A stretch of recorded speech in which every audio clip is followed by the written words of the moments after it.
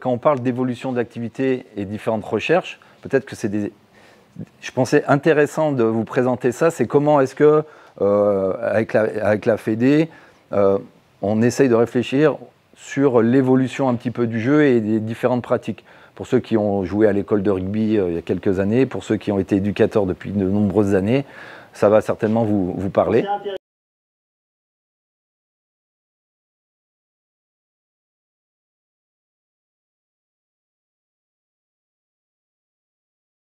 Mais en fait, l'étude, ce qu'ils ont analysé, c'est quand un jeu était animé par, entre guillemets, les éducateurs et le jeu délibéré, c'est les enfants qui s'auto-organisent, qui jouent avec leurs propres règles, qui s'adaptent avec les âges, les tailles, les poids des différents copains.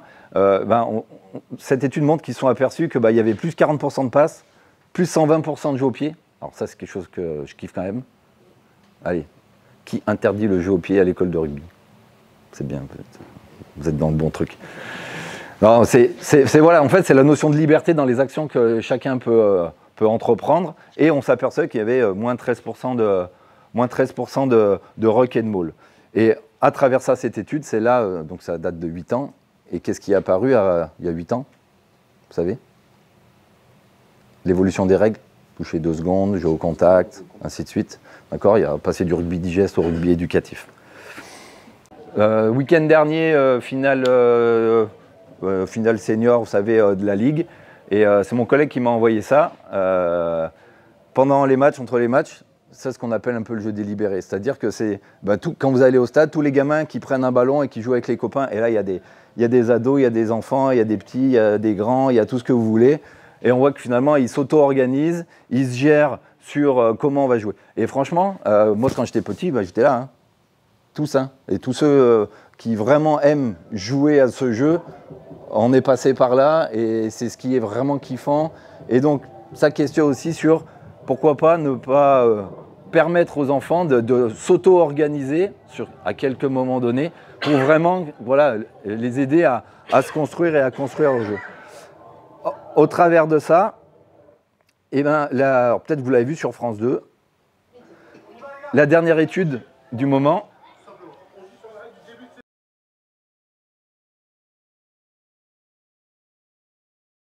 Aujourd'hui, mais les touches arrivent plus tard dans la pratique, avec moins de joueurs sur le terrain, on favorise le jeu. En regardant sur le visuel, j'ai vu un gamin, en tout cas dans des vitesses fortes, pour pas dire des sprints. J'ai noté son nom, j'ai le match, j'ai gardé ce point-là en tête pour justement voir ce que ça pouvait donner à la récolte des données. Cette étude doit montrer si cette révolution atteint ses ambitions. Grosso modo, ce qui était ressorti de nos premiers points d'étude de l'année dernière, c'est qu'on est sur des temps de jeu effectifs qui dépassent les 50%, qui sont autour de entre 53 voire 60% pour certaines pratiques et certains moments. C'est équivalent à un rugby, très bon match international. Ça répond globalement à ce qu'on se dit ou ce qu'on a en tête quand on fait ces réformes-là il y a quelques années. C'est de se dire, ayons du temps de jeu effectif, ayons du jeu, parce que quand on a du temps de jeu effectif, on a des enfants qui courent, qui se dépensent, qui touchent du ballon, qui du coup progressent dans leurs aspects physiques, dans leurs aspects techniques, parce qu'ils ont. Comment vous définissez le temps de jeu effectif? Ça vous parle? Ouais, sans trop. Vas-y. Pas d'arrêt du ballon, en fait, pas de faute. Ouais, c'est à chaque fois quand les joueurs et le ballon sont en mouvement. Alors là, c'est en lien avec la pratique sur les petits tournois, d'accord? Donc, est-ce que la règle va permettre justement d'avoir beaucoup plus de mouvement, beaucoup plus de vie du ballon? Et après, éventuellement, on peut se poser la question, pareil, à l'entraînement, quand on propose des petites situations pédagogiques et autres, combien de temps les enfants sont en activité par rapport au temps où ils écoutent le coach parler?